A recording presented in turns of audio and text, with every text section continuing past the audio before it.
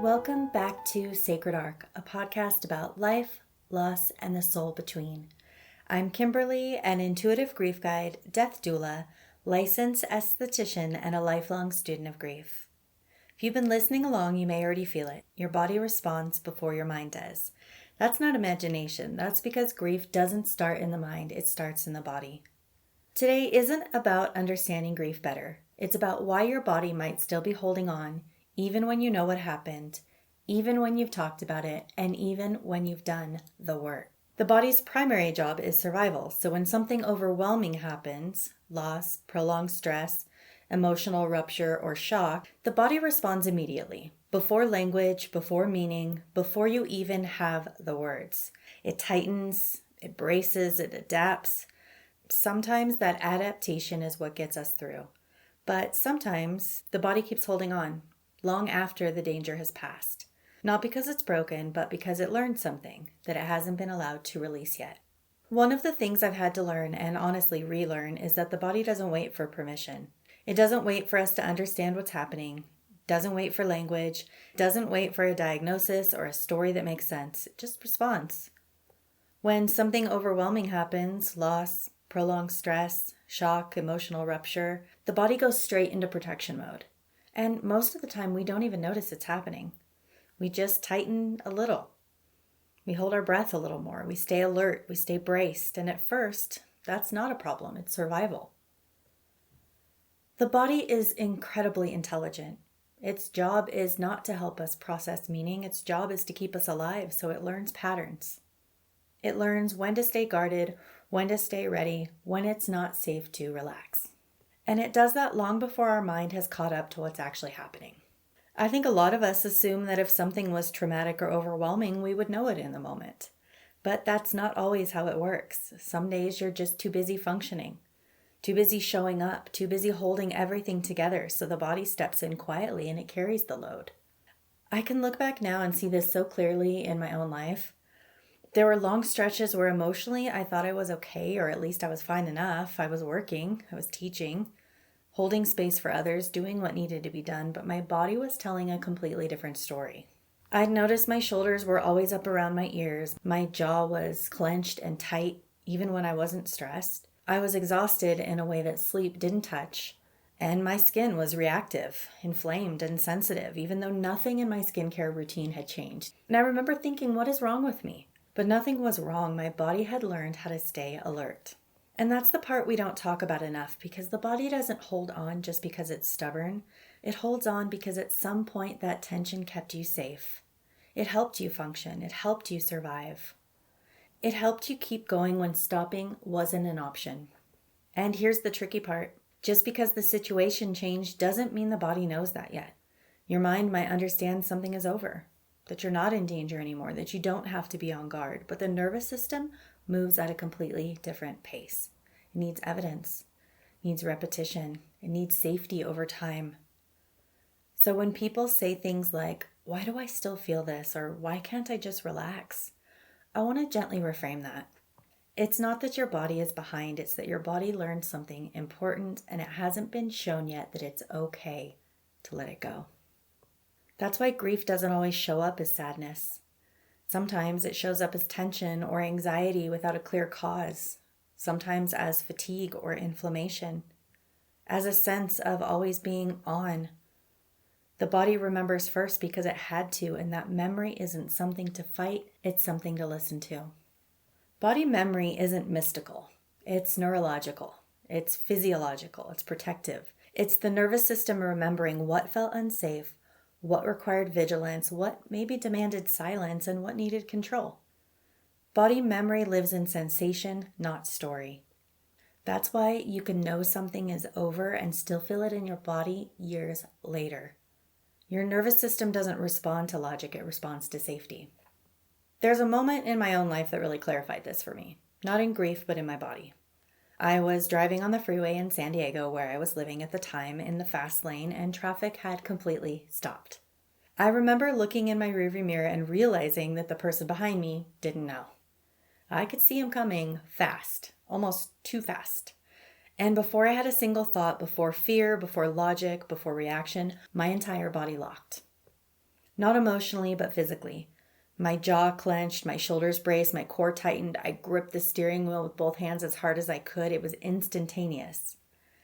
When he rear-ended me, my car took most of the damage. He was going 70 miles an hour, and I was completely stopped. But my body took the impact in a different way because it had already gone into protection mode. What surprised me, though, wasn't the accident. It was what came after. Months of tension. Pain that didn't make sense, a nervous system that stayed on edge, and intellectually, I knew I was safe. The accident was over. I wasn't injured in any obvious way, but my body didn't care about that information. It had learned something. It had learned this can happen suddenly. You need to stay ready. You can't relax too much. And that bracing stayed, not because I was dramatic, but because my body was faithful. It did exactly what it was designed to do, protect me. After the accident, I did everything you're supposed to do. I went to physical therapy for almost a year. Appointments, exercises, strengthening, and none of it really helped.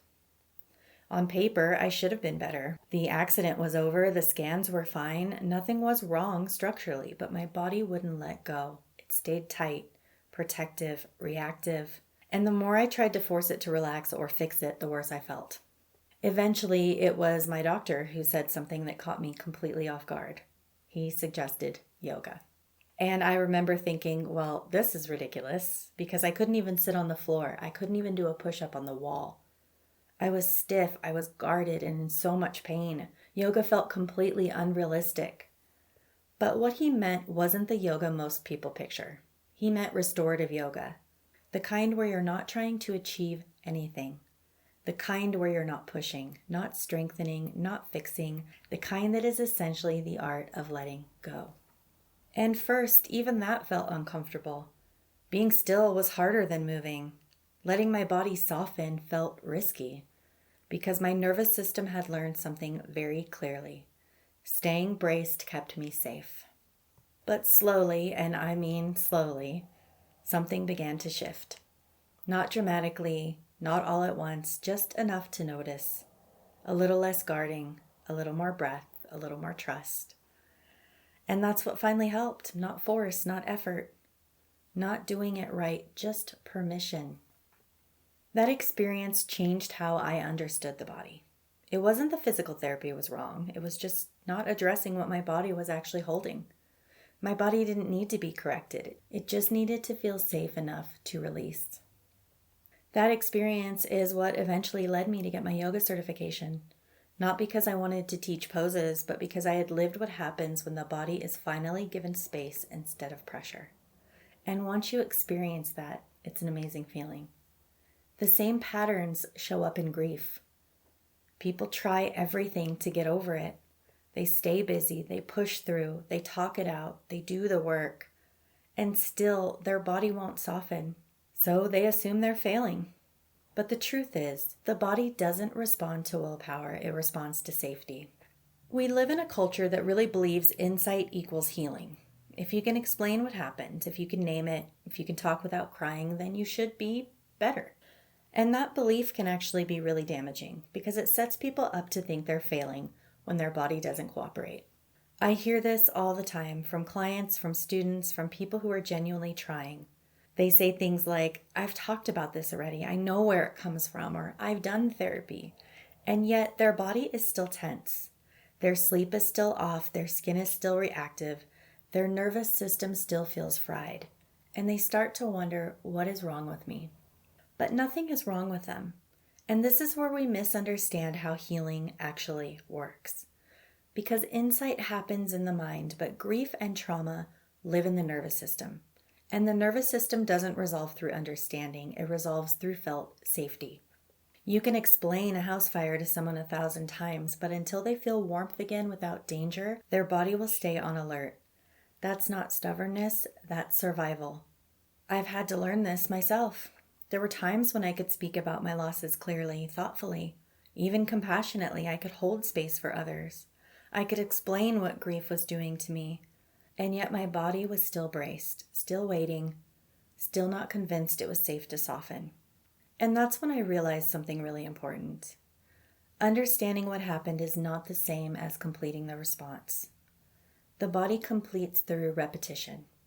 through moments of safety that happen over time, through gentle experiences that tell the nervous system, you don't have to be on guard right now. You don't have to brace. You're allowed to rest. This is why people can intellectually know they're safe and still feel jumpy. Why rest doesn't feel restful anymore. Why calm maybe feels unfamiliar, or why silence feels uncomfortable. Your nervous system hasn't caught up yet, and it's not because you're doing anything wrong. One of the most harmful things we do to ourselves and to each other is try to force the body to move faster than it's ready. We push relaxation, we push positivity, we push meaning, but the body doesn't respond to pressure, it responds to permission. This is why telling yourself to just calm down doesn't work. This is why thinking your way out of grief doesn't work. This is why people get frustrated when they've done all the right things and still don't feel like themselves. Because healing isn't a cognitive achievement, it's a physiological process. And sometimes the most healing thing you can do is stop asking yourself why you're not over it yet and start asking, what does my body still need to feel safe? That question alone changes everything.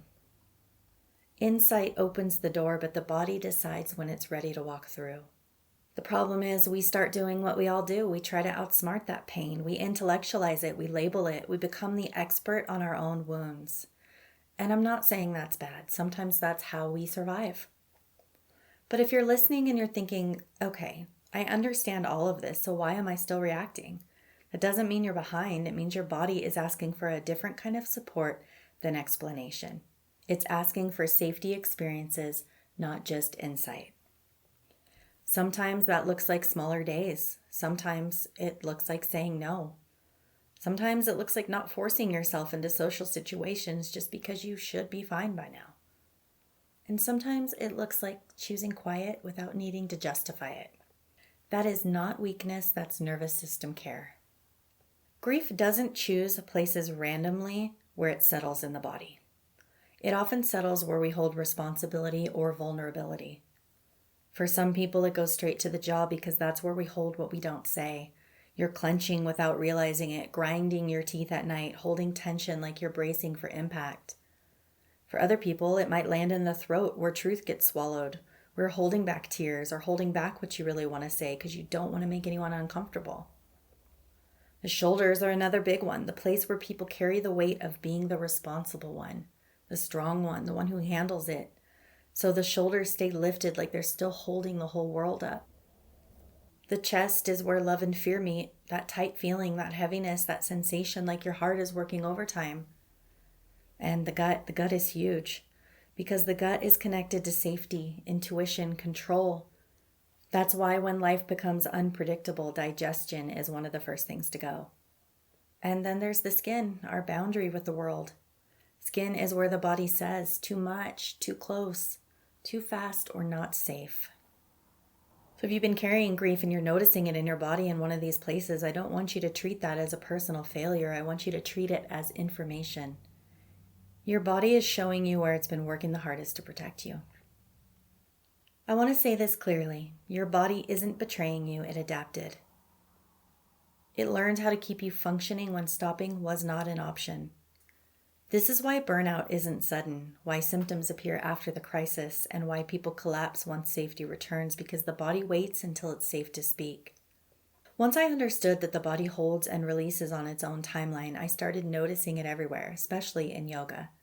Because there are certain places in the body that store tension in very specific ways, not symbolically, physiologically, and one of the biggest is the hips.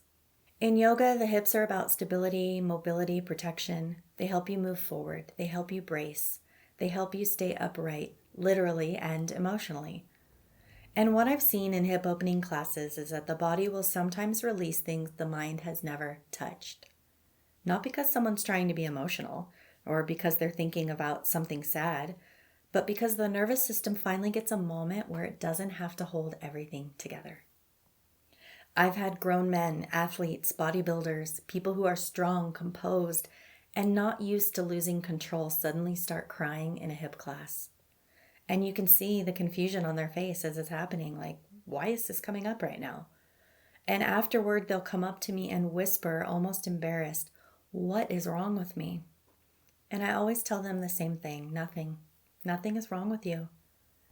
Your body released. That's not weakness. That's your system letting go of something it didn't feel safe enough to let go of before.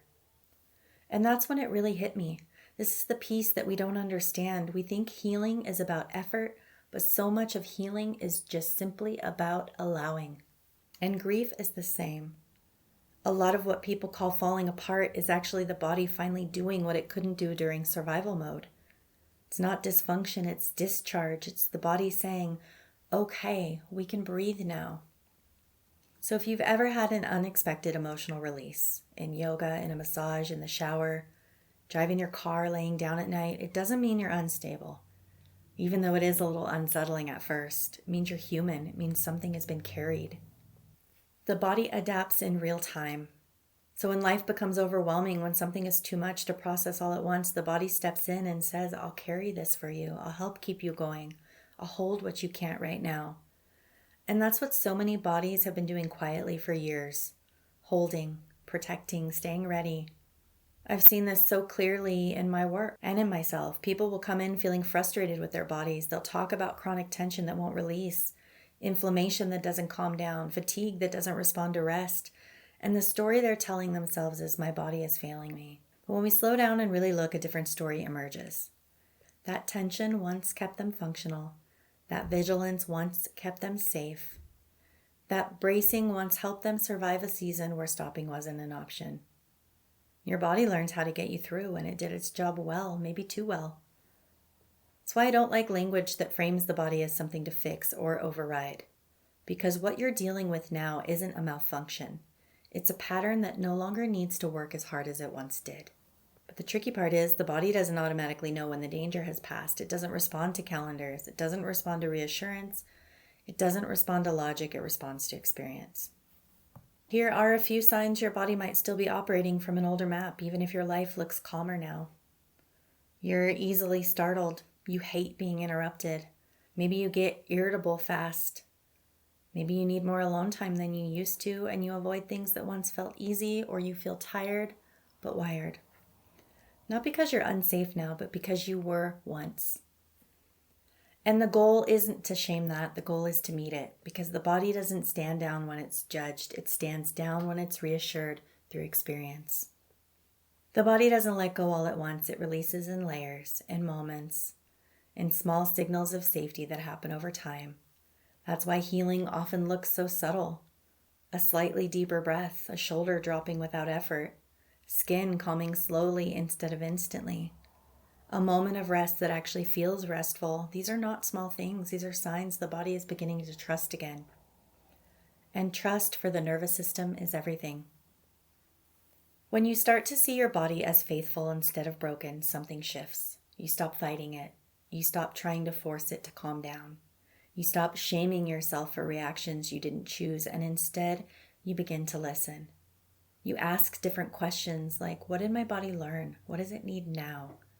Those questions create space, and space is where softening begins.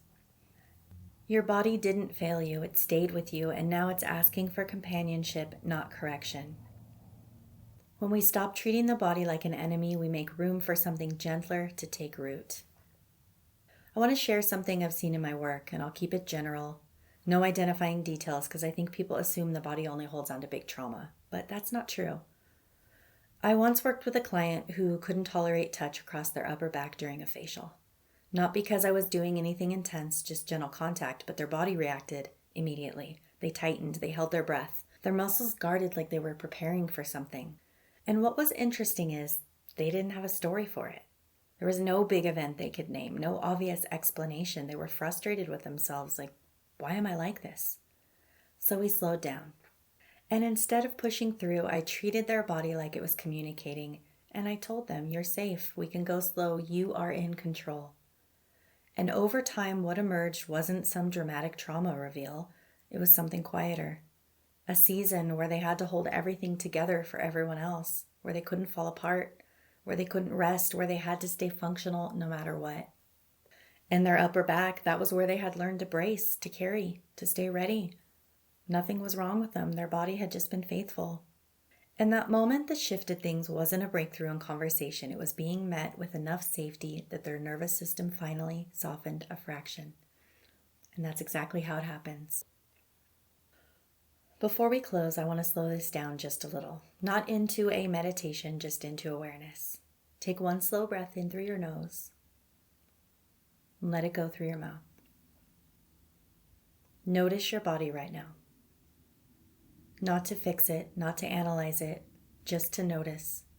Maybe something feels tight. Maybe something feels tender. Maybe nothing stands out at all, and all of that is okay. If there's one thing I want you to leave with today, it's this. Your body isn't holding on because you're doing something wrong. Holding on because it learned how to carry you through something that mattered. And learning how to release isn't a decision, it's a process. As we end this episode, I want to name something gently because many of you already feel it, even if you don't have language for it yet. Grief doesn't just live in memories, it lives in time. In dates that approach quietly, in seasons that feel heavier than others, in moments where the calendar moves forward but something inside of you hesitates. Those moments when you feel caught between who you were and who you're becoming are thresholds.